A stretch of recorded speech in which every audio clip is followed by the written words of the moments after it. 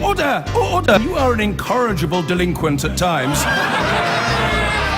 Behave yourself, man!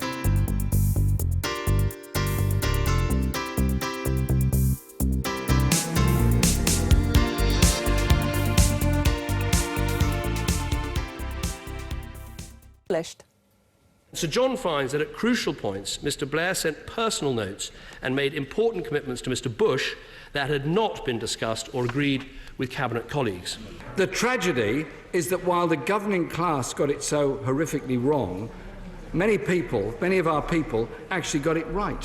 When will UK governments of either Tory or Labour hue actually start learning from the mistakes of the past so we are not condemned to repeat them? There are calls for reassurances that EU nationals will be able to stay in post-Brexit Britain. They are welcome, they are necessary, they are a vital part of our society. And the Health Secretary says he'll impose a new contract on junior doctors after they reject the latest deal. The opposition urges a rethink. Public opinion is not on the government side. It is evident that the public will have faith in its doctors long after they have lost faith in this or any other government. But first, 7 years after starting work, the former senior civil servant Sir John Chilcot delivered his inquiry's report into the decision to go to war in Iraq. Sir John said that in total more than 200 British citizens died as a result of the conflict, and at least 150,000 Iraqis had been killed by 2009 as a result of the invasion and the instability that it caused. The report concluded that the UK went to war before the peace process was exhausted. The information produced by the intelligence agencies was flawed and that the post-war planning was inadequate. The Prime Minister, David Cameron, set out the findings to MPs.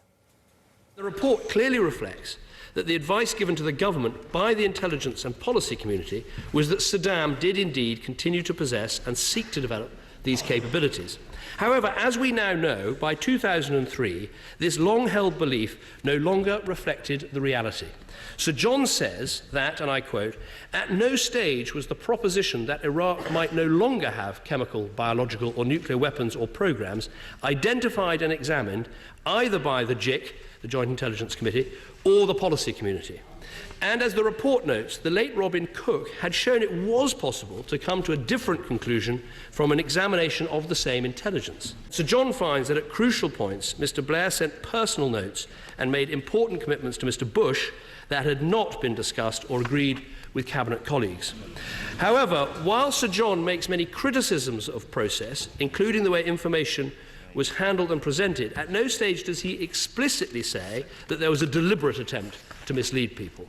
As for planning after the initial operation, Sir John had concluded, the government, and here I mean officials in the military as well as ministers, remain too fixed on assumptions that the Americans had a plan, that the UN would play a significant role with international community sharing the burden, and that the UK role would be over 3 to 4 months after the conflict had ended. Many of the failures in this report were not directly about the conduct of armed forces as they went into Iraq, but rather the failures of planning before a shot was fired.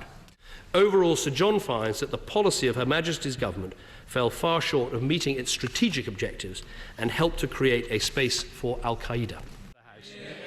Jeremy Corbyn said the invasion of Iraq was the most significant decision taken by a British government in modern times.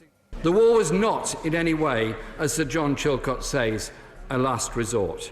Frankly, it was an act of military aggression launched on a false pretext, as the inquiry accepts, and has long been regarded as illegal by the overwhelming weight of international legal opinion. The decision to invade Iraq in 2003 on the basis of what the Chilcot report calls, and I quote, flawed intelligence about the weapons of mass destruction has had a far-reaching impact on us all. It's led to a fundamental breakdown in trust in politics and in our institutions of government. The tragedy is that while the governing class got it so horrifically wrong, many of our people actually got it right. Many, on February the 15th, 2003, 1.5 million, spanning the entire political spectrum, and tens and millions of other people across the world, marched against the impending war, the biggest ever demonstration in British history. We need to reflect very seriously before we take any decisions, again, to take military action without realising the consequences of those will live with all of us for many decades to come and have often incalculable consequences as a result. I hope and I expect that in the months ahead there will be the opportunity to hold to account those who are associated and responsible with taking the UK to war in Iraq that has only caused hundreds and thousands of deaths.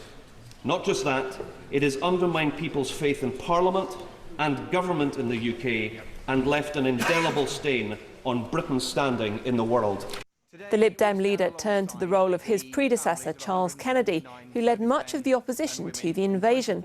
Will the Prime Minister now take the opportunity, on behalf of his party and this House, to acknowledge that Charles Kennedy was right all along in leading the opposition across this country against the counterproductive war, and should not those who accuse Charles Kennedy of appeasement, some of whom are still on these benches today, apologise to him, to his family, to our servicemen and women, to our country and to the people of Iraq? People who voted for the war, like me, have to take their share of responsibility. That's important, but I don't think it's right to accuse people who voted against of appeasement. Each of us, in Cabinet or in this House, who are responsible and should take responsibility for our own individual decisions, albeit taken in good faith on the basis of evidence before us. But equally, does he agree that the men of hatred and death in Al-Qaeda and Daesh ISIL should take responsibility for their actions and for the blood and horror that they inflict on others? Saddam Hussein and his murderous sons had spent 13 years running rings around the United Nations, ignoring 17 UN resolutions, including resolutions calling for all necessary means to stop him.